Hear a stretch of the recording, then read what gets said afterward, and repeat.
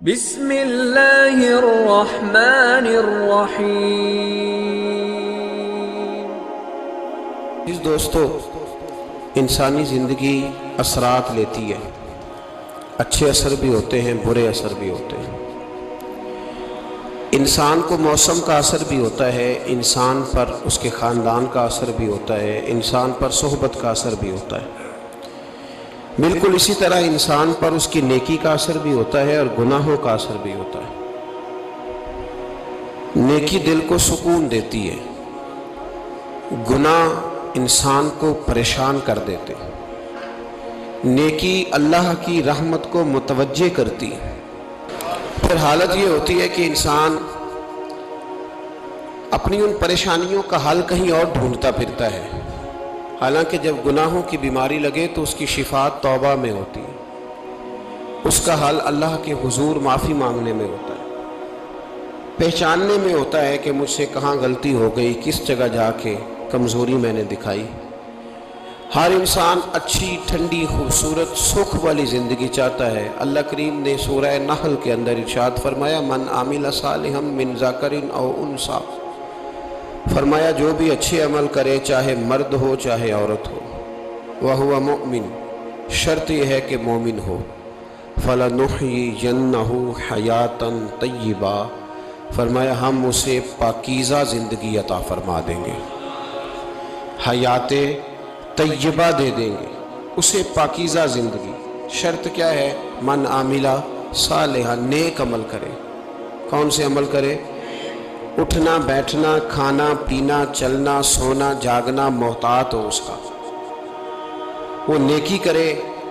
قرآن پاک کے لفظوں کے حسن پر غور فرمائیے گا، فرمایا فَلَنُحْيِيَنَّهُ حَيَاةً طَيِّبَةً، ہم ضرور اسے پاکیزہ زندگی عطا فرما دیں، صاف ستھری زندگی، معیاری زندگی، خوبصورت شب و روز، آئیڈیل زندگی جس کو لوگ کہیں گے، وہ والی زندگی اسے دیں گے۔ اور دوسرے مقام پر سورہ طٰہٰ کی آیت نمبر 124 میں فرمایا، وَمَنْ أَعْرَضَ عَنْ ذِكْرِی، جو ہمارے ذکر سے منہ پھیرے گا،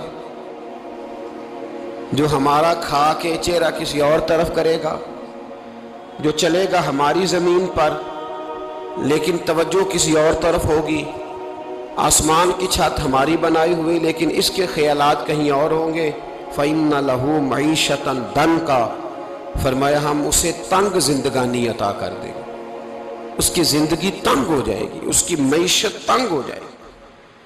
گناہ زندگی کو تنگ کر دیتے ہیں، نیکی زندگی میں آسانی پیدا کرتی ہے۔ آپ کو اگر زندگی میں سکون چاہیے ہو تو آپ کسی غریب کی خدمت کر کے دیکھیں، اللہ کتنا سکون عطا کرتا ہے۔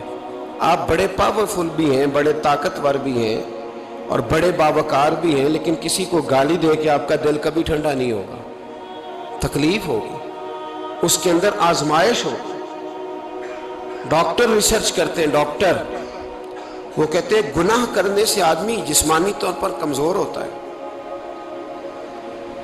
لیکن وہی عمل اگر وہ بطور نیکی کرتا ہے تو اللہ اس میں اسے قوت عطا فرماتا ہے، اسی عمل میں اللہ اسے قوت عطا کر دیتا ہے۔ میں صرف اشارہ دے رہا ہوں، اس بات کی تفصیل میں نہیں جانا چاہتا۔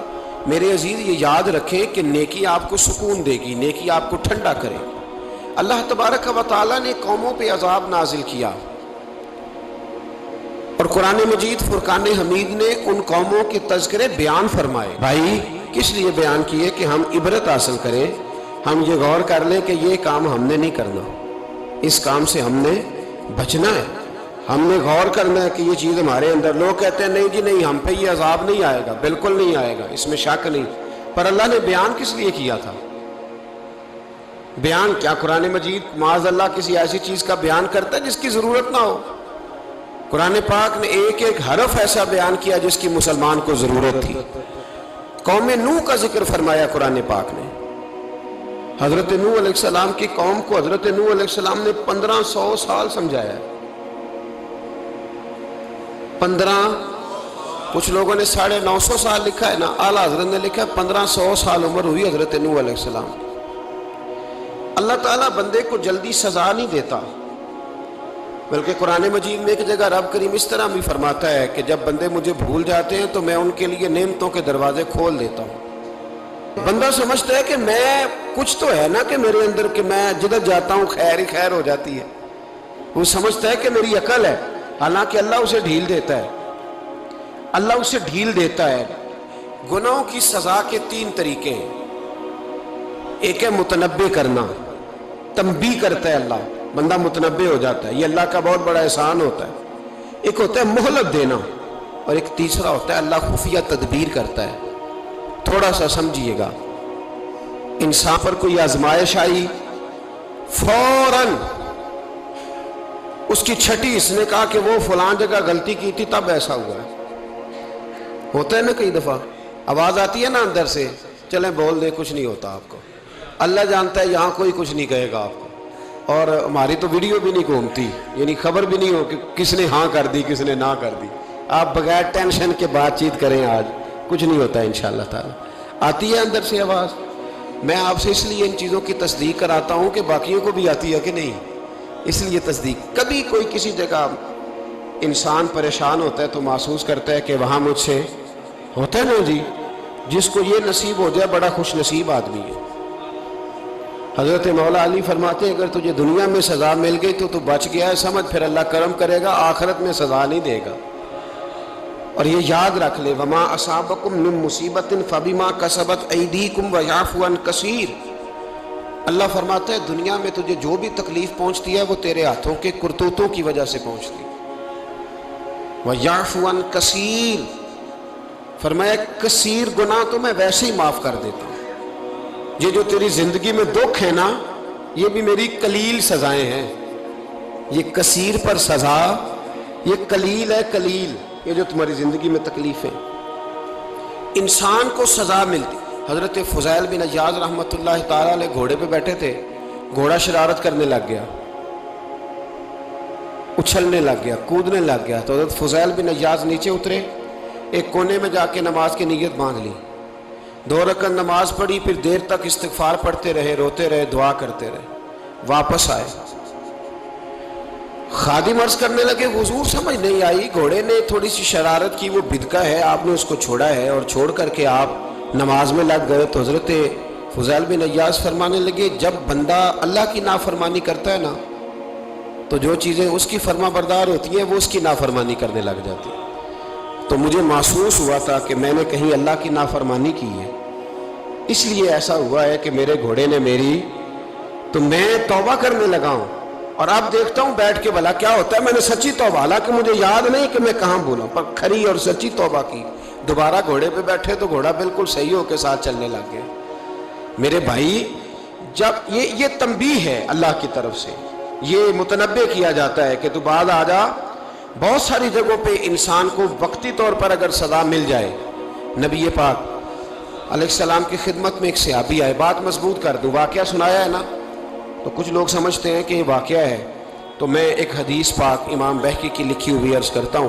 نبی پاک علیہ السلام کے ایک صحابی آئے اور ان کا سر پھٹا ہوا تھا، خون بہ رہا تھا۔ سرکار نے فرمایا کیا ہوا؟ عرض کی حضور ایک عورت جا رہی تھی، میری نظر پڑی، ابھی نظر پڑی ہے کہ میرے آگے ستون آ گیا تو میرے سر پہ لگ گیا۔ نبی پاک صلی اللہ علیہ وسلم نے فرمایا تیرے لیے خوشخبری ہے، اگر دنیا میں تیری غلطی کی تجھے سزا ملی ہے تو پھر رب تجھے قیامت میں سزا نہیں دے گا، پھر اللہ قیامت میں سزا۔ بعض گناہ ایسے ہیں جن کی یہاں بھی سزا ملے گی اور وہاں بھی ملے، لیکن میرے بھائی پہلی بات یہ ہے کہ اللہ تعالیٰ اس غلطی کی یہی سزا دے لے، اور دعا فرمائے اللہ تبارک و تعالیٰ یہاں بھی معافی عطا فرمائے، وہاں بھی معافی عطا فرمائے، اللہ درگزر ہی فرمائے۔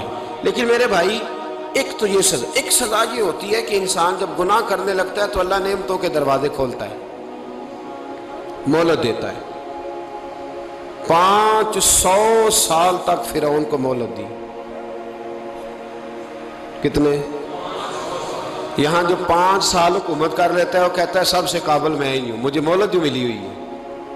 500 سال مہلت دی اللہ تعالیٰ نے، اور فرعون کی قوم پر پتہ عذاب کس طرح کیا آئے تھے؟ ٹڈیاں مسلط کر دی اللہ نے۔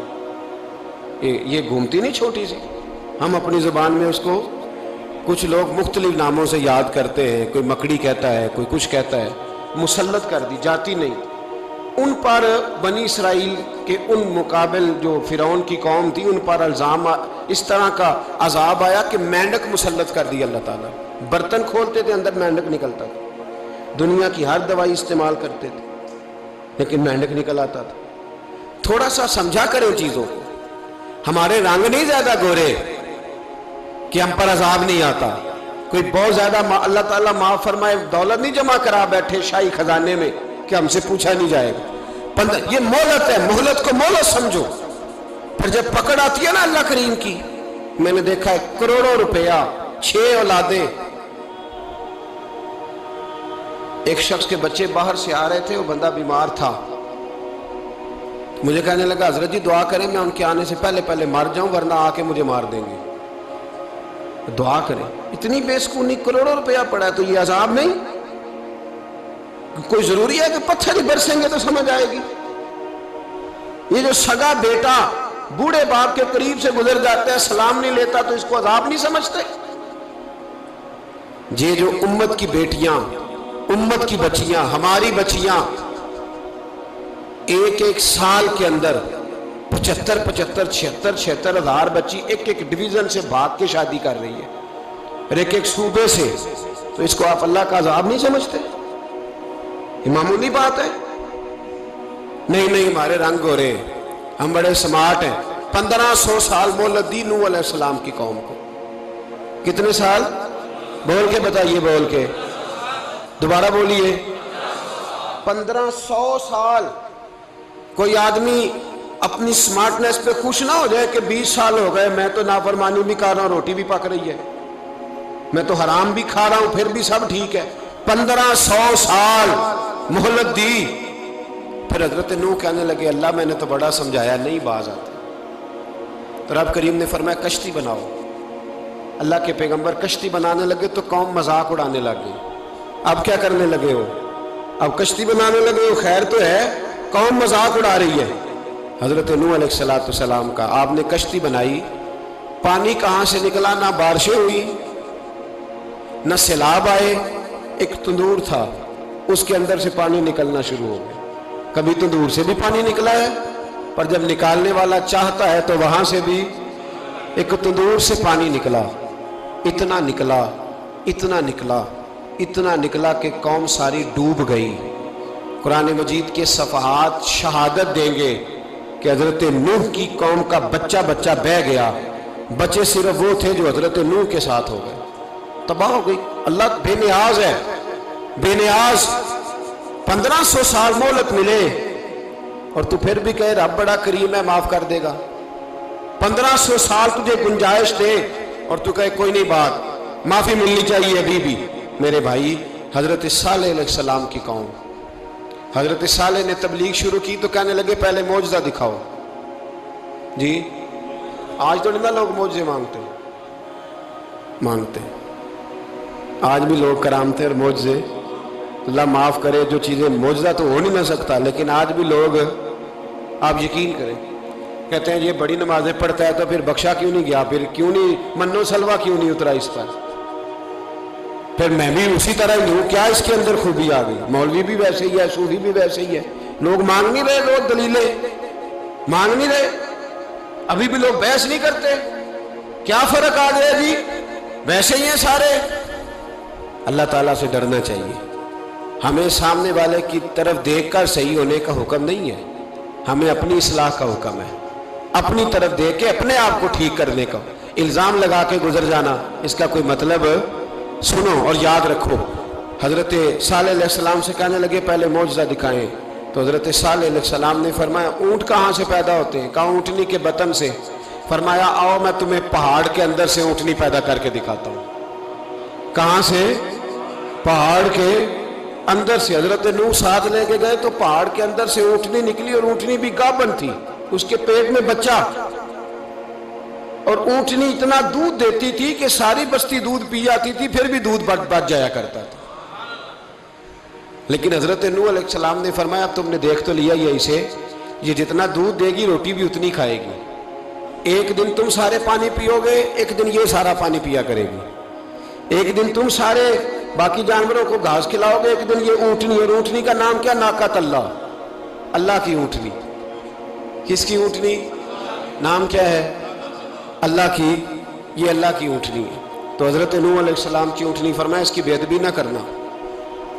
باز نہیں آئے لوگ، باز نہیں آئے، کہنے لگا جی دودھ دینا تو ٹھیک ہے، پر یہ جو سارا پانی پی جاتی ہے نا یہ صحیح نہیں، یہ جو ساری گھاس کھا جاتی ہے یہ نہیں ٹھیک، دودھ دینا تو ٹھیک ہے پر یہ نہیں صحیح۔ آپ نے فرمایا اسے کچھ نہ کہنا، اللہ کی اونٹنی ہے۔ میں کہا کرتا ہوں ان لوگوں نے ناقۃ اللہ کی بے ادبی کی، حضرت نوح علیہ السلام کی اونٹنی کی ٹانگیں کاٹ دی، صالح علیہ السلام کی۔ اور دیکھو اللہ بڑا بے نیاز ہے، اگر پیدا کرنا جانتا ہے تو حفاظت کرنی نہیں جانتا، لیکن رب کریم نے فرمایا نہ کرنا۔ انہوں نے ان کے پیر کاٹ دیے، کانوں پہ چھریاں لگائیں۔ اونٹنی جب مر گئی، اونٹنی اللہ تبارک و تعالیٰ کی وہ اونٹنی جب مر گئی تو حضرت صالح علیہ السلام کی قوم پر رب کریم نے زلزلہ بھیجا۔ اذا زلزلت الارض زلزالہا، جب زلزلے آئیں گے اور جب ان کا زلزلہ آنا زلزلہ آتا ہے نا، کیا کرتی ہے قوم؟ لا الہ الا اللہ، لا الہ لا الہ الا اللہ، کلمے جاری ہو جاتے ہیں۔ بلکہ ایک دفعہ ایسا بھی ہوا کہ مسجدوں میں اعلان ہونے لگے زلزلہ آ رہا ہے، جو فجر کے لیے نہیں اٹھے زلزلے کے لیے وہ بھی اٹھ گئے، جن کا دعویٰ ہے نا میری سویرے آنکھ نہیں کھلتی، ان کی لگی نہیں کتنے گھنٹے، بعد میں بھی نہیں لگی، ٹی وی پہ اعلان ہوتے رہے کوئی نہیں آ رہا سو جاؤ چپ کر کے، لیکن آنکھ لگی۔ موت سے تو ڈرتا ہے، اللہ سے ڈرتا ہی نہیں، موت کا خوف ہے رب کا نہیں۔ زلزلہ آیا، ساری قوم تباہ ہو گئی۔ بتاؤ اگر ناقۃ اللہ کی گستاخی ہو تو اللہ ناراض ہو جاتا ہے، اور اگر اولیاء اللہ کی ہو، اگر اولیاء اللہ کی ہو تو رب ناراض نہیں ہوتا؟ شرم نہیں آتی لوگوں کو داتا صاحب کی بے ادبی کرتے؟ شرم نہیں آتی لوگوں کو غوث اعظم کی گستاخی کرتے؟ حیا نہیں آتی جنہوں نے دین پھیلایا ان کی بے ادبی؟ میں درد سے کہتا ہوں، رو کے کہتا ہوں، اور اگر کلیجہ پھٹ سکے تو میں دکھاؤں زخم کتنے۔ ایک حج کے موقع پر ایک بابا جی، اس سال 4,80,000 روپے کا پرائیویٹ حج تھا، اور بابا جی کی کیفیت کمزور تھی، بیچارے بیمار تھے، اس کے باوجود وہ گئے۔ بوڑھے آدمی، جا کے بیٹھیے، بزرگ، اور کتنی مشکل ہے وہاں منا، مزدلفہ، عرفات، طواف زیارت، کتنا مشکل کام ہے طواف زیارت کرنا، طواف وداع کرنا۔ کس کٹھن سے حج کیا، بڑھاپے میں پیسے بھی لگائے، اور جب وہ روضہ رسول پہ گئے صلی اللہ، اور انہوں نے جا کے نبی پاک صلی اللہ علیہ وسلم کے روزے کی طرف منہ کر کے درود شریف پڑھا تو ایک ملا نے اٹھ کے کہہ دیا تو مشرک ہے۔ تو میری روح کانپی، میں نے کہا تجھے شرم نہیں آئی، حیا نہیں آئی؟ اس کی عمر دیکھ، کس بڑھاپے میں کہاں سے چلا، کہاں آیا۔ یہ مشرک ہوتا تو کسی مندر میں جاتا، یہ مشرک ہوتا تو کسی گرجے میں جاتا، یہ مشرک نہیں، یہ مومن ہے۔ اور یہ وہ والا مومن ہے جس کے سینے میں دل جب دھڑکتا ہے تو خالی دھڑکتا نہیں، ساتھ وہ محمد عربی پہ درود و سلام بھی پڑھتا ہے۔ شرم نہیں آتی لوگوں کو؟ اتنی بڑی گستاخی کرتے، جو روزہ رسول پہ آیا مشرک ہے۔ میں نے تو ایک مولوی کو صاف صاف کہا تھا، میں نے کہا اگر میں مشرک ہوں تو نکالو، مشرک کا داخلہ تو یہاں ویسے ہی منع ہے۔ شرم نہیں آتی؟ اپنی زبان کا ایک پاس کرو کچھ۔ اتنا ظلم، اتنی بڑی فرقہ واریت امت میں، اتنا امت کو تقسیم کرتے ہو، تمہیں شرم نہیں آتی؟ جہاں سے اتحاد کا پیغام دینا چاہیے وہاں سے تم لوگوں کو فرقے کا پیغام دیتے ہو، ایک مقصود فرقے کی تبلیغ کرتے ہو۔ خدا رہا تو میں کہہ رہا ہوں ناقۃ اللہ کی بے ادبی پہ عذاب آتا ہے، تو اولیاء اللہ کی بے ادبی پہ نہیں آتا۔ داتا صاحب ساری زندگی تبلیغ کرتے رہے، ایک آدمی نے اٹھ کے کہہ دیا جناب وہ تو شرک کا اڈا ہے، تو رب کریم ناراض نہیں ہوتا ان باتوں سے؟ ہمیں خیال کرنا چاہیے، اللہ سے ڈرنا چاہیے۔ ان چیزوں سے عذاب آتا ہے اور آ رہا ہے، اللہ تعالی ہمیں محفوظ فرمائے۔ اللہ ہمیں اس سے، قوم لوط پہ بھی عذاب آیا، ہم جنس پرستی، مرد مردوں سے بدکاری کرتے ہیں۔ حضرت نوح نے سمجھایا کہ یہ کام درست، فطرت کے خلاف ہے، یہ کام درست نہیں۔ جب انسان یہ کام کرتا ہے تو زمین اور آسمان کانپتے ہیں۔ اب میں کیسے کھول کے بتاؤں، میرے پاس اعداد و شمار ہیں کہ پاکستان کے اندر اس کام کی کیفیت کیا ہے، اور کس طرح کر کے لوگ، میں تو رونا روتا رہتا ہوں داڑھی کا، لوگ کئی دفعہ کہتے ہیں حضرت صاحب پہلے بھی آئے تھے تو داڑھی کی بات، پھر بھی آئے تو داڑھی کی بات، تو میں روتا ہوں. اس لیے روتا ہوں کہ جو کلین شیو نوجوان ہوتا ہے وہ امرد کے حکم میں ہے، اس پر وہی حکم لگتا ہے جو عورت پہ لگتا ہے. اس کے ساتھ مرد کا اٹھنا بیٹھنا اسی طرح ناجائز ہے جس طرح عورت کے ساتھ. حضرت جنید بغدادی رحمت اللہ تعالیٰ علیہ کے سامنے ایک شخص نے کہا وہ کتنا خوبصورت نوجوان جا رہا ہے، تو آپ فرمانے لگے تو حافظ قرآن نہیں؟ کہا ہاں. فرمانے لگے جا اپنے حفظ کی خیر منا. وہ شخص کہتا ہے میں نے اس بغیر داڑھی والے کلین شیو نوجوان کو بری نظر سے دیکھا، مجھے قرآن پاک ہی بھول گیا، سارا قرآن پاک بھول. اور کتنے سال میں دعائیں کرتا رہا، بیت اللہ کے طواف کرتا رہا، میں یاد بھی کرتا تو نہیں ہوتا.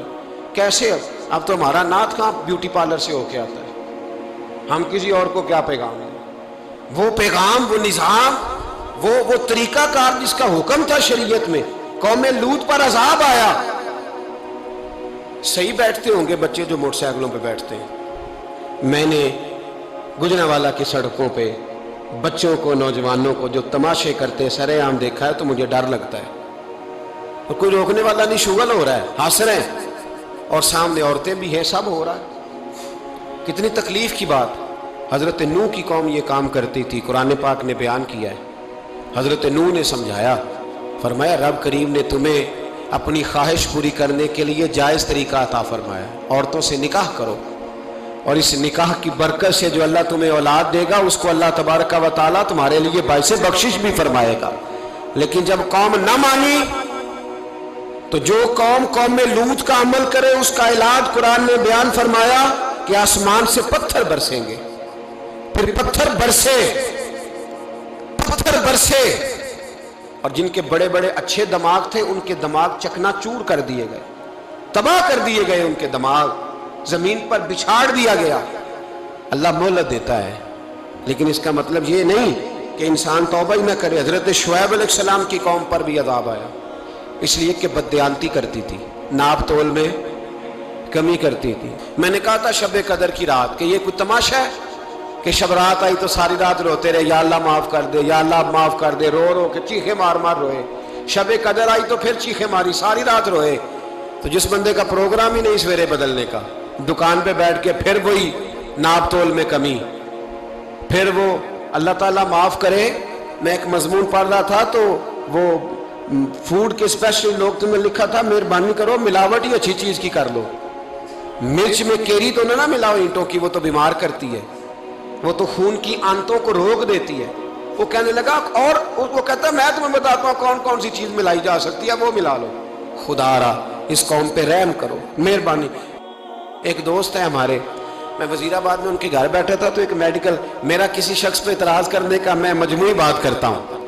میں ایسے ڈاکٹروں کو جانتا ہوں جو اللہ تعالیٰ فضل کرے سچ مچ کے نیک ہیں، اچھے لوگ. تو بچے کا میڈیکل سٹور ہے، تو والد بیمار ہو گیا ہے، تو کہتا ہے ابا جی ڈاکٹر صاحب نے کہا آپ کو ڈرپ لگنی ہے. تو سگے باپ کو ڈرپ لگانے لگا تو باپ کیا کہتا ہے پتر تیری مہربانی مینوں کوئی اصلی لائی، وہ نہ لائی جڑی لوکاں نوں لانا ہے. اب وہ پیار سے سنا رہا ہے بات. میں نے اسے کہا کہ یہ تو ڈوب مرنے کا مقام ہے نا، ڈوب مرنے کا مقام، کہ جس ملک کے اندر دوائی بھی صحیح نہ بکے، اصلی نہ ملے دوائی بھی، اور پھر وہ قوم کہے کہ ہم نے تو پورے روزے رکھے، ہم نے تو بڑا صدقہ اور خیرات کیا، دوائی بھی اصل نہ ملے. جناب شعیب علیہ السلام کی قوم ناپ تول میں کمی کرتی تھی، تو اللہ تبارک و تعالیٰ نے ان پر بتا عذاب کس طرح کا بھیجا. شدید گرمی ہوئی، اللہ ہمیں محفوظ فرمائے. سارے آمین کہہ دیا. دیکھیں کتنا اچھا موسم کر دیا رب کریم. اللہ ہمیں محفوظ فرمائے، اللہ رحمت فرمائے. شدید گرمی کی لہر آئی، باہر اتنی گرمی ہوئی کہ لوگ اپنے گھروں میں گھس گئے. جس طرح سورج کی شعائیں گھروں کے اندر داخل ہو جاتی، اس طرح گرمی کی لہر اندر داخل ہوئی. اور جس طرح کسی کو آگ لگ جائے تو وہ آدمی اچھلتا کودتا ہے نا، اس طرح یہ لوگ اچھلنے لگے اور اچھل کود کے مر گئے. جرم کیا تھا؟ ناپ تول میں کمی کرتے. حضرت داؤد کی قوم بھی تباہ ہوئی. جرم کیا تھا؟ ہفتے والے دن مچھلیاں نہیں پکڑنی تو یہ پکڑتے تھے. حکم ہے نا مسلمان کو نماز کے ٹائم کوئی اور کام نہیں کرنا، نماز پڑھنی ہے. میرا خیال ہے مسلمان تو فٹافٹ آ جاتے ہیں، سارے ہی پہنچ جاتے ہیں نا مسجدوں میں. ہلکا ہلکا بول رہے ہیں آپ. کیوں نہیں پہنچتے؟ اگر حضرت سیدنا، اور پتہ انہیں سزا کیا ملی؟ اللہ نے فرمایا اس ٹائم عبادت کرنی ہے، کام نہیں کرنا، وقت نہیں ہے کام کا۔ انہوں نے مچھلیاں پکڑی، 12,000 لوگ تھے، پتہ ہے مالک نے سزا کیا دی؟ بندر بنا دیا اللہ کریم۔ قرآن مجید کا پہلا سپارہ پڑھے، فَجَعَلْنَاهَا نَكَالًا لِمَا بَيْنَ يَدَيْهَا وَمَا خَلْفَهَا۔ اللہ فرماتے ہیں پچھلوں کے لیے بھی عبرت بنا دیا، بعد والوں کے لیے بھی عبرت، نشان عبرت بنا دیا۔ بندر بن گئے، اور جو ان کے دوست جو بچ گئے تھے ان کے پیر چومتے تھے، روتے تھے۔ 3 دن بندر بن کے زندہ رہے، پھر اللہ نے سب کو اجتماعی موت دے دی۔ اگر مسلمان سے اللہ کہے کہ نماز کے ٹائم کاروبار نہیں، جمعے کے ٹائم کاروبار، تو مسلمان کہتا ہے نہیں مجھے مہلت ملی ہوئی ہے۔ یہ تو اس وقت پتہ چلتا ہے نا جب بچے ڈیوٹی لگاتے، ہاں عذاب آتا ہے، اس وقت پتہ چلتا ہے۔ میں نے دیکھا یہ منظر، اس وقت پتہ چلتا ہے جب بچے کسی ملازم 6,000 کی ڈیوٹی لگاتے، کہتے ہیں ابے کا دھیان رکھنا، ہم دکان پہ بیٹھنے لگے۔ پھر اسے سمجھ آتی ہے اگر میں نماز کے ٹائم مسجد میں ہوتا تو آج میری اولاد میری خدمت پہ ہوتی۔ میں نماز کے ٹائم مسجد نہیں گیا تو بچوں نے 6,000 کا ملازم بٹھایا ہے، ابا جی کا خیال رکھ، ایک نرس بلائی ہے، تو خیال رکھ۔ کدھر ہوتے ہیں مسلمان نماز کے ٹائم؟ ایک عیسائی نے اعتراض کیا ہے، سنیں، وہ کہتا ہے مجھے لگتا ہے مسلمانوں کے 3 خدا ہیں۔ مسلمان اڑ گیا، کہنے لگا نہیں ہمارا تو ایک ہے، کہا نہیں 3 ہے، معاذ اللہ استغفر اللہ، ہمارا ایک ہے۔ کہنے لگا نہیں میں ثابت کرتا ہوں، ایک تمہارا خدا 5 نمازوں کا ہے، ایک رمضان کا ہے، ایک عید کا ہے۔ لگتا ہے معاذ اللہ عید والا زیادہ تگڑا ہے، تم زیادہ آتے ہو۔ رمضان والا لگتا ہے اس سے کچھ کمزور ہے، تم تھوڑے آتے ہو۔ اور 5 نمازوں والا شاید سب سے کمزور ہے۔ بات عقل کی ہے کہ نہیں؟ اس نے اعتراض ٹھیک کیا تو مسلمان کو چاہیے نا خیال کرے۔ ایک یہودی نے لکھا تھا، اس نے کہا تھا جس دن مسلمانوں کی تعداد فجر کی نماز میں اتنی ہو گئی جس دن جتنی جمعے میں ہوتی ہے، اس دن نہ کوئی یہودی سازش کرے گا نہ کوئی عیسائی تلوار نکالے گا۔ شرط یہ ہے کہ یہ اسی طرح فجر پڑھنے آئیں جس طرح جمعہ پڑھنے آتے ہیں، تو پھر کوئی شخص بھی ان کو کسی جگہ شکست دے سکتا تو اپنے ہمارے گناہ ہمیں پریشان کر دیں۔ یہ جتنی آزمائشیں ہیں ان کے پس منظر میں گناہ ہیں۔ ہماری زندگی کے اندر جتنی تکلیفیں، ہماری پریشانیوں کا سبب ہم خود ہیں۔ بہت ساری جگہوں پہ ہم غلطی کرتے ہیں، اس کی ہمیں سزا ملتی ہے، غلطی کی سزا۔ ایک نوجوان نے مجھے بڑی گہری بات سنائی، میرا قریبی تعلق تھا، کہنے لگا گھر میں بڑا مسئلہ ہے، بڑی پریشانی ہے، ماں اور بیوی کا ماحول اتنا سخت ہو گیا ہے کہ نمٹ نہیں سکتا۔ آپ یقین کریں میں نے ڈیٹیل سے ساری چیز کو سٹڈی کیا، میرے پاس اتنا وقت نہیں ہوتا، پھر بھی میں نے اس فیملی کو پورا پڑھا تو غلطی نوجوان کی نکلی۔ نہ اس پہ اماں اعتبار کرتی ہے نہ بیوی اعتبار کرتی ہے۔ اس نے جھوٹ بول بول کے اس طرح کی ماحول پیدا کر دیا ہے کہ کوئی اس پر اعتماد کرنے کو تیار ہے۔ اگر آپ ناراض نہ ہو تو ایک بات کروں، پتہ ہے گھر میں ماحول کب خراب ہوتا ہے؟ باہر والے ہماری تقریر سنتے ہیں، گھر والے ہمارا عمل دیکھتے ہیں۔ جب وہ دیکھتے ہیں نا کہ یہ کس طرح کا شخص ہے، اس کے رویے، اس کا کردار، اس کا لب و لہجہ کتنا برا ہے اور یہ کردار کا کتنا کمزور ہے۔ اعلیٰ حضرت فرمایا کرتے تھے نیک وہ ہوتا ہے جس کی تنہائی صاف ستھری ہوتی ہے، اس لیے ماحول بگڑ جاتا ہے۔ یہ جو ہم کہتے ہیں نا میرے سجن بڑے بنتے ہیں پھر ٹوٹ جاتے ہیں، کچھ لوگ ایسے ہوتے ہیں جو ان کے پاس جاتا ہے انہی کا ہو جاتا ہے، وہ کہیں اور کے قابل کیوں بھلا؟ اس لیے کہ ان کے کردار میں ٹھنڈک دیکھتا ہے، ان کے لب و لہجے میں مٹھاس دیکھتا ہے، اس شخص میں اتنی خوبصورتی دیکھتا ہے کہ اسی کا بن جاتا ہے۔ حضرت ابراہیم بن ادم کے پاس ایک نوجوان آیا، کہنے لگا میں گناہ کرنا چاہتا ہوں۔ فرمانے لگا بالکل کر، اللہ کا دیا ہوا رزق کھانا چھوڑ دے اور گناہ کر۔ کہنے لگا یہ نہیں ہو سکتا۔ فرمانے لگے چل پھر اس طرح کر، رب کی زمین پہ نہ رہ، کسی اور کی زمین پہ چلا جا۔ کہنے لگا یہ بھی نہیں ہو سکتا۔ فرمانے لگے چل اللہ کی چھت سے نکل جا۔ کہنے لگا یہ بھی نہیں ہو سکتا، تو آپ رو پڑے۔ فرمانے لگے پھر جناب اسرائیل جب آئیں تو ان سے کہنا مجھے 2-3 سال کی مہلت دے دے، پچھلی میری گناہوں میں گزر گئی، میں ذرا 3 سال عبادت کر لوں۔ تو وہ شخص بھی رونے لگا، کہنے لگا حضور وہ مہلت نہیں دیتے، وہ جب لینے آتے ہیں تو پھر لے کے اللہ تعالیٰ نے جب انسان بنانا چاہا نا تو جناب جبریل کو کہا مٹی لے کے آ زمین سے، حضرت جبریل نے مٹی پہ ہاتھ ڈالا تو باقی کی مٹی رونے لگ گئی، اسے جدا نہ کر۔ تو جناب جبریل چھوڑ کے چلے گئے، حضرت میکائیل کو بھیجا، مٹی لا، مٹی پہ ہاتھ ڈالا تو باقی کی مٹی رونے لگ گئی، چھوڑ کے چلے گئے۔ جناب اسرائیل کو بھیجا، مٹی پہ ہاتھ ڈالا تو باقی کی رونے لگ گئی، چھوڑ کے نہ جاؤ۔ تو حضرت اسرائیل فرمانے لگے تیرا رونا دیکھو کہ رب کا حکم دیکھو۔ وہ لے گئے، جب پیش کی تو رب کریم نے فرمایا اسرائیل جان نکالنے کی ڈیوٹی بھی تیری، تو مٹی کو لے آنا، باقی مٹی روتی بھی رہے تو روتی رہے، جب میرا فیصلہ آ جائے تو پھر اس میں کوئی گنجائش، ہم کھاتے بھی اللہ کا ہیں، نافرمانی بھی اس کی کرتے ہیں، زمین پہ بھی اس کی چلتے ہیں، نافرمانی بھی اس کی کرتے ہیں، حکم کسی اور کا مانتے، چھت پہ رب کریم کی رہتے، اس طرح نظام نہیں چلتا۔ میرے بھائی یاد رکھ لو، گناہوں کی سزا ملے گی، زندگی تنگ ہو جائے، یہاں بھی آزمائش ہوگی اور وہاں بھی۔ میں نے درس پہ کہا تھا، پھر بات کہتا ہوں، یہ میں اپنے لیے کہہ رہا ہوں، توجہ ہے میری بات پر۔ دعا فرمایا کرے کہ جو کچھ ہم نظر آتے ہیں اللہ ہمیں ویسا بننے کی توفیق بھی عطا فرمائے۔ اللہ ویسا بننے کی، یہ مشکل معاملہ ہے، مشکل۔ دیکھیں نا ایک آدمی سیاستدان ہے، اس نے بڑے اچھے نعرے لگائے، انقلاب آ جائے گا، میں غریب کا بھلا کر دوں گا، میں یتیموں کے سر پہ ہاتھ رکھوں گا، میں مجبوروں کی مدد کروں گا، میں دکھیوں کی مدد کروں گا، مزدوروں کو۔ اس نے اچھے اچھے نعرے سکھائے، اچھا اس نے پیغام دیا، اندر اس کے یہ تھا کہ اقتدار ملے گا تو مرضی کروں گا۔ لوگ اس کے گرد بھی گئے، اس کی گاڑی کے پیچھے بھی بھاگے، لوگوں نے اس کے نعرے بھی لگوائے، جیب سے پیسے لگا کے اس کے پوسٹر بھی شائع کیے، لوگ اس کے گرویدہ ہو گئے، لوگوں نے پوری، اور میری قوم نے تو بیچاری نے کئی دفعہ دھوکے کھائے، جس نے نعرہ لگایا غریب اسی کے پیچھے مسیحا بن کے چل پڑا۔ آج دھوکہ دے لیا، لوگوں کو پیچھے لگا لیا۔ یہ بتاؤ اگر راز کھل جائے، اگر راز کھل جائے کہ یہ دھوکہ دے رہا ہے، یہ فریب کر رہا ہے، تو لوگ اس کا کیا حال کریں گے؟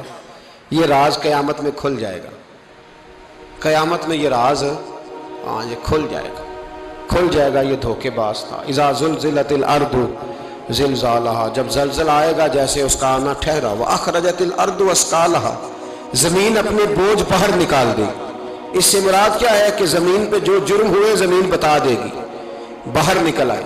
وقال الانسان ما لہا، انسان کہے گا اسے کیا ہوا، یہ تو سب کچھ بتا رہی، بوجھ باہر نکال دے گی۔ ایک آدمی پیر طریقت بن کے بیٹھ گیا، جبہ کپا پہن کے بڑی پگڑی باندھ کے بیٹھ گیا، اچھی اچھی نیک باتیں بتانے لگا، لوگ اس کی دست بوسی کرنے لگے، ہاتھ چومنے لگے، پیچھے لگ گئے، خدمت کرنے لگے، جیب سے نذرانہ دینے لگے، اس کے نام پر لوگ اپنی جیب سے لنگر پکانے لگے، خانقاہ کی خدمت ہونے لگی، مہمان اس کے آتے، نوکری کوئی اور کرتا۔ میں نے کہا تھا شاید اپنے لیے کہہ رہا ہوں، ڈیوٹیاں لوگ کرنے لگے، حالات بدلنے لگے، لیکن اس کے اندر تو چور تھا، وہ تو دکاندار تھا، تو یہاں جو اس کے پیچھے لگے تھے وہ تو سچے تھے، انہیں تو اجر ملے گا، لیکن اس کا جب راز کھلے گا تو بڑی رسوائی ہوگی، اس کا جب راز کھلے گا تو بڑی۔ ایک میری طرح کا دیندار تھا، جو چہرے کا تو نیک تھا، اندر پتہ نہیں کیا کچھ تھا۔ ایک طوائف گزر رہی تھی، اس نے اس کو تبلیغ کر دی، کہنے لگا بس کر دے، سیانی بن جا۔ تو کسی دانشور نے لکھا ہے اس نے بڑا سخت جواب دیا اس عورت نے، کہنے لگی بابا میں تو جو ہوں وہ نظر بھی آ رہی ہوں، تو بتا جو تو نظر آتا ہے وہ تو ہے کہ نہیں؟ اس بندے نے چیخ ماری اور بے ہوش ہو کے گر پڑا۔ تو لوگوں نے کہا بابا آج کسی صوفی کا کلام سنا ہے جو بے ہوش ہو گیا؟ تو اس نے کہا نہیں، آج طوائف کی بات سنی ہے، طوائف کی۔ اور وہ عجیب بات کر گئی ہے، وہ کہہ گئی ہے میں تو جو ہوں میں نظر آ رہی ہوں، تو بھی تو بتانا، تو بتانا کہ تو دستار امامت پہنتا ہے۔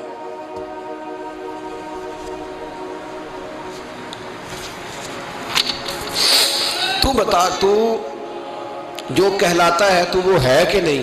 یہ وقال الانسان ما لہا، یہ راز قیامت میں کھلے گا۔ ہم جو کچھ بتا رہے ہیں نا اپنی زبانوں سے، ہمیں اپنے گناہوں کا احساس ہونا چاہیے۔ ایسا نہ ہو کہ جب سزا ملے تو پھر اس طرح کی ملے کہ دوبارہ کسی کو کوئی منہ دکھانے کے قابل نہ رہے۔ میرے بھائی یاد رکھیں اور سمجھیں، گناہ انسان کی زندگی کو تنگ کرتے ہیں۔ میرے نبی پاک अलैहिस्सलाम ने फरमाया जब तू झूठ बोलता है तो तेरे फरिश्ते किरामन कातिबीन साइड पे होके खड़े हो जाते हैं, जब तू जिना करता है तो तेरे अंदर से ईमान निकल जाता है। और नबी पाक अलैहिस्सलाम ने फरमाया जब मेरी कौम में नाइंसाफ़ी आम हो जाएगी तो कत्ल भी आम हो जाएगा। और सुन लो, लिख लेना ये हदीस दिल की तख्ती पर। नबी पाक अलैहिस्सलाम ने फरमाया जब मेरी कौम में बेहयाई और बदकारी आम हो जाएगी तो 2 सजाएं अल्लाह देगा। एक तो जवान मौतें आएंगी, जवान बच्चे कुछ भी नहीं देखा चले गए। और दूसरी सजा अल्लाह ये देगा कि ऐसी बीमारियां आएंगी जिनका इलाज नहीं मिलेगा, ऐसे अमराज फूट पड़ेंगे। अगरचे मैं आपको ऐसी तकरीर भी सुना सकता था जिस पे आप बहुत ज़्यादा महजूज होते, पर मैंने इस जुमे में ऐसा मौजू चुना है जिसका हमें ख़ास ज़रूरत है। भाई देखे तो सही, कहीं ऐसा तो नहीं कि हम उन ऐबों में मुब्तला हैं। मेरे नबी करीम अलैहिस्सलाम ने फरमाया जब तुम नेकी का हुक्म देना और बुराई से मना करना छोड़ दोगे फिर अल्लाह तुम पर जालिम हुक्मरान मुसल्लत करेगा। और अगले लफ्ज़ उससे भी ज़्यादा सख्त हैं। महबूब फरमाने लगे फिर तुम्हारी नेक लोग दुआएं भी करेंगे तो अल्लाह वक्ती तौर पर उनकी दुआओं को भी कबूल नहीं फरमाएगा।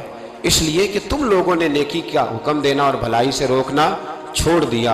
अजीज़ों याद रखो, जब गुनाह आम होते तो फिर हालात बदलते और लोगों को सज़ा मिलती है उनके गुनाहों की। बल्कि यहाँ तक लिखा है कि नीयत ख़राब हो तो सज़ा शुरू हो जाती है। क्या ख़राब हो, बोलिएगा? नीयत भी ख़राब हो तो सज़ा। हज़रत रूमी कहते हैं कि एक बादशाह को पता चल गया कि एक आदमी ने बड़ा अच्छा बाग लगाया है, खूबसूरत बाग है, माल्टे का, किन्नों का बाग, बड़ा प्यारा। बादशाह ने कहा ज़रा जाके देखता हूँ। बादशाह सलामत बाग देखने आए तो अब वो मजदूर आदमी था, आम आदमी था जिसने बाग लगाया, किसान था। उसको कहा कि चंद किन्नों तोड़ के लाया तो बड़े प्यारे लगे। 1-2 और लाया, खाए, बड़े मीठे, बड़े प्यारे, बड़े तवाना, बड़ा मज़ा आया। तो बादशाह के दिल में ख्याल आया कि इस पे कब्जा ना कर लूं बाग पे। हमारे यहाँ ना किराए पे दुकान देता ना मालिक, तो जब किसी गरीब की चल जाती है कहता है तू खाली कर, मैंने खुद डाल ली है। चल गई ना उसकी, हालांकि रिस्क अपने अपने नसीब का है, रिस्क अपने अपने नसीब का है, जिसको अल्लाह ताला चाहता है अता करता है। तो उसको कहा कि और तोड़ के ला, और दिल में ख्याल है कि यार इतना अच्छा बाग है, कब्जा कर लेते हैं। हमारी हुकूमतें कब्जा कर लेती है कि जो चीज़ अच्छी लग जाए तो। अब वो किसान 2-3 किन्नों तोड़ के लाया, उसने खाए तो खट्टे निकले, तुर्श थे। कहने लगा तुझे क्या हो गया है? तो बंदा बड़ा साहिब दिल था, कहने लगा मैं तो ठीक हूँ, आप अपनी नीयत से पूछें कहीं ख़राब तो नहीं हो गई। तो किन्नों में भी उसका असर आ गया है, अपनी नीयत, तो नीयतें बिगड़ जाए ना, नीयतें। अब एक बात कहने लगा हूं, गौर से सुनना। जब तक 2 भाई इकट्ठे कारोबार करते हैं, नीयत होती है कि हमारा घर चलेगा, तब तक अल्लाह बरकत देता है। और जब अपनी अपनी जेबें समेटने लग जाते हैं ना कि ये मेरा 5,000 है, आज मैं गया था उगराई करने, ये मेरा 10,000 है, आज मैंने मेहनत ज़्यादा की, जब वो टटोलने लगते हैं फिर उस दुकान से भी बरकत उठ जाती है, फिर वहाँ से भी बरकत चली जाती है। फ़इन्ना लहू मईशतन दन का, फरमाया जब तू में मुंह फेर लेता है फिर तेरी जिंदगी अल्लाह तंग कर देता है, फिर वहां से भी बरकत, खूबसूरती, असर उठ जाता है। एक सुनार ने गली में एक यतीम छोटे से बच्चे को घूमते देखा तो सुनार बे औलाद था, बच्चे को उठा के घर ले आया। 18 साल उस बच्चे की परवरिश की, उसको पाला पोसा, जवान किया। सुनार के पास वो दुकान पे चला जाता, वो कई दफ़ा दुकान पे रहता, कई दफ़ा घर में रहता। एक दफ़ा वो दुकान पे था, बच्चा घर था, 18 साल का जवान, उसकी बीवी अकेली थी। वो जिसने माँ बन के पाला था उसने उसी पे हमला कर दिया, उसका बाजू बुरी नीयत से थामा, बीवी चीखी। थोड़ी देर गुजरी तो वो नौजवान पैरों में बैठ गया, कहने लगा अम्मा पता नहीं मुझे क्या हुआ।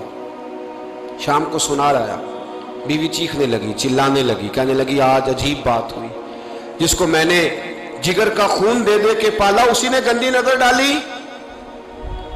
सुनार महवे हैरत है, बीवी का ख्याल था कि लाठ उठाएगा, डंडा उठाएगा, नौजवान को मारेगा, लेकिन वो रोने लग गया। اس نے کہا آج اس نے میرا بازو تھاما ہے، جانے کیا کیا ہے، پریشان ہونے لگ گیا، سجدے میں گر گیا. کہا تو بتاتا کیوں نہیں؟ تو وہ سنار کہنے لگا اس کی غلطی نہیں، 18 سال کے بعد آج مجھ پر بھی شیطان سوار ہوا تھا. ایک عورت آئی تھی، وہ اپنے بازوؤں میں چوڑیاں پہننا چاہتی تھی، تو میں نے بھی گندی نظر سے ہاتھ ڈالا تھا. رب کریم نے مجھے فوراً اس کی سزا دی. جن کے گھروں میں بیٹیاں ہوتی ہیں ان کی نظریں گندی نہیں ہوتی، جو بیٹیوں کے باپ ہوتے ہیں، جو بہنوں کے بھائی ہوتے ہیں، ان کی نظریں گندی. اور اگر تو ٹیلی فون کرتا ہے، تو کسی عورت کے ساتھ تعلق رکھتا ہے، تو یہ بات لکھ لے، امام فخر الدین رازی 1، علامہ اسماعیل حقی 2، مولانا جلال الدین رومی 3، امام خازن 4، امام جلال الدین سیوطی 5 حدیث کے استاد اور محدث لکھتے ہیں کہ اگر تو کسی پر گندی نظر ڈالے گا تو تیرا گھر بچ سکتا، یاد رکھ، نہیں بچے گا. اس لیے کہ تیری نظر کسی کی بیٹی کو بیٹی سمجھ، تاکہ تیری بچی کا پردہ قائم رہے. کسی کی بہن کو، یہ کیا بات ہوئی کہ تو جتنا مرضی گند معاشرے میں پھیلاتا رہے تیرا گھر بچا رہے، یہ کیسے ہو سکتا ہے؟ فَإِنَّ لَهُ مَعِيشَةً ضَنْكَ، اللہ فرماتے ہیں زندگی تنگ ہو جائے گی تیرے لیے مشکل، تو ڈھونڈتا پھرے گا کہ میں مرنے کو جگہ تلاش کروں. سچی توبہ کرے، کھری توبہ کرے. یہ گناہ انسان کو مجبور کر دیتے ہیں. حضرت عبداللہ بن مبارک رحمۃ اللہ تعالیٰ علیہ، ان کے سینکڑوں شاگرد تھے. ایک شاگرد کے انتقال کا وقت آیا تو گھر گئے ملنے. آپ کہتے ہیں میں نے زور لگا لیا پر اس کی زبان پر کلمہ جاری نہیں ہوا. میں اسے کہتا کلمہ پڑھ پر اس کی زبان پر جاری. اللہ اکبر، بہت بڑی نعمت ہے. دعا فرمائیں اللہ ایمان کی موت عطا فرمائے، ایمان کی موت دے اللہ کرے، ایمان کی موت دے. ایسے بھی لوگ دیکھے ہیں، مسجد نبوی ہے، رسول اللہ کا شہر ہے، سر سجدے میں ہے، روح پرواز کر گئی. روح پر کتنا نصیبوں والا ہے، کتنا نصیبوں والا ہے کہ مسجد نبی میں سر سجدے میں رکھا ہے، اور اللہ تبارک و تعالیٰ نے محبوب کے قدموں میں موت عطا فرمائی. تو حضرت عبداللہ بن مبارک کہتے ہیں میں نے اس کو کہا کلمہ پڑھ، تو اس کی زبان پہ جاری نہیں ہوتا. میں بار بار کہتا تو وہ منت کرتا، کہتا حضور میں کوشش کرتا ہوں جاری نہیں ہوتا. فرماتے میں پریشان ہو کے اٹھا، ابھی میں دروازے پہ پہنچا تھا، اس نے چیخ ماری اور روح پرواز کر گئی. بچے رونے لگے، بیوی رونے لگی. تو میں نے اس کی بیوی سے کہا کہ جرم کیا کرتا تھا، اتنا بڑا پاپی پہ کلمہ جاری نہیں ہوا. اس کی زوجہ کہنے لگی حضرت جی 2 گناہ تھے اس کے. ایک تو یہ شراب کا عادی تھا، روکتی تھی باز نہیں آتا تھا، اور دوسری بات یہ کہ یہ اپنی اماں کا نافرمان تھا. وہ 2 گلیاں چھوڑ کے رہتی ہے، یہ کبھی ملنے نہیں گیا تھا. اس بوڑھی کا کلیجہ اس کی طرف سے بڑی تکلیف میں تھا. تو حضرت عبداللہ بن مبارک کہنے لگے جا تو بھی دعا کر، اس کی ماں کو بھی کہہ دعا کرے کہ یہاں تو یہ کلمہ نہیں اسے نصیب ہوا، اللہ کرے اللہ آخرت کی منزلیں اس کی بہتر فرما دے. میرے بھائی ایسے گناہ، حضرت مالک بن دینار نے توبہ کی انہوں نے. کس طرح؟ فرماتے میں نشے کا عادی تھا، کسی نے مجھے کہا کہ بطور دوائی شراب پی لو تو میں نے پی لی. نشے کا عادی تھا، شراب پیتا تھا. اللہ تعالیٰ نے بڑی منتوں اور کوششوں کے بعد، منتوں کے بعد ایک بیٹی عطا فرمائی. وہ بھی 2.5-3 سال کی ہوئی تو پردہ کر گئی. کہتے میں اس کی قبر پہ بیٹھ کے گھنٹوں روتا. شراب کا عادی تھا. ایک دن سویا تو خواب دیکھتا ہوں کہ میرے پیچھے ایک بڑا سانپ لگ گیا، اور سانپ جب منہ کھولتا ہے تو انگارہ نکلتا ہے. میں پھر دعا کرتا ہوں اللہ ہمیں معاف فرمائے، اللہ ہم سے درگزر. میں کچھ قبرستانوں میں جاتا ہوں تو میں وہاں سانپ بچھو پھرتے ہوئے دیکھتا ہوں، اور ڈر آتا ہے کہ ہم یہاں آنے والے ہیں. یہ لوگ کہہ رہے ہیں کہ تمہاری تیاری ہے، کسی وقت بھی اعلان ہو جائے گا کہ چلو بھائی چلو فلاں صاحب کا جنازہ ہے، اٹھو. لوگ کہتے ہیں جلدی کرو، اور ایک کونے میں ایک شخص یہ بھی کہتا ہے کہ دیگ بھی رکھ لو مہمان بڑے جمع ہو گئے. اور ایک کونے میں لوگ یہ بھی کہتے ہیں کہ برف ٹھنڈی لے آؤ، لوگوں نے پانی بھی پینا ہے. پہلے اعلان ہوتا ہے کہ فلاں فوت ہو گیا، پھر اعلان ہوتا ہے جنازے کا ٹائم ہو گیا، پھر اعلان ہوتا ہے جنازہ اٹھایا جائے گا، اور پھر بات ختم ہو جاتی ہے. پھر کل من علیہ فان، پھر کوئی نہیں پوچھنے آتا. ختم ہو گئے، قصہ ہی ختم ہو گیا. ان لوگوں کی کہانی مٹ گئی، ختم ہو گئے. بڑے بڑے کج کلا، کوئی پوچھنے والا نہیں. موت کا راج ہے موت کا راج. موت راج کرتی ہے بس، اور کسی کا راج نہیں. وہ راج کرتی ہے، جدھر جاتی ہے اسی کا راج ہے، راج کر رہی ہے. تو حضرت مالک بن دینار کہتے ہیں قبرستان میں میں نے دیکھا، میں خواب دیکھتا ہوں، بڑا اژدہا، اس کے منہ کے اندر آگ میرا پیچھا کر رہا ہے. کہتے میں خواب دیکھ رہا ہوں. میں دوڑا، لیکن وہ اژدہا جب میں دوڑا تو میرے آگے آ کے کھڑا ہو گیا. میں مشرق کو دوڑا تو وہاں بھی آ گیا، مغرب کو دوڑا تو وہاں بھی آ گیا. جناب مالک بن دینار کہتے ہیں ایک بوڑھا شخص کمزور مجھے بچانے آیا، پر اس اژدہا نے پھونک ماری تو وہ بوڑھا آدمی دور جا گرا. کہتے میں چیختا تھا، چلاتا تھا. ایک پہاڑی پہ میں بھاگا گیا تو وہاں مجھے میری بیٹی ملی، مجھے فوت ہو گئی. وہ اس اژدہے کے آگے اس نے یوں ہاتھ کیا تو اژدہا پیچھے بھاگ گیا. میں نے بیٹی کو گود میں اٹھایا، میں نے کہا بیٹی یہ کون تھا؟ کہنے لگی ابا یہ تیرا برا عمل تھا، یہ تیرا برا عمل تھا، یہ تجھے کھا جاتا اگر میں نہ ہوتی. تو کہا یہ بوڑھا جو مجھے بچانے آیا یہ کون تھا؟ کہا یہ تیرا اچھا عمل تھا، پر کمزور بڑا تھا، تھوڑا تھا، یہ تیرے برے عمل کا مقابلہ کرنے کی ہمت نہیں رکھتا تھا. حضرت مالک بن دینار کہتے ہیں میری بیٹی نے خواب میں میری داڑھی پکڑ لی اور کہنے لگی ابا میں چاہتی ہوں تو صحیح ہو جا، ایسا نہ ہو کہ پھر تیرے پیچھے یہ اژدہا لگ جائے.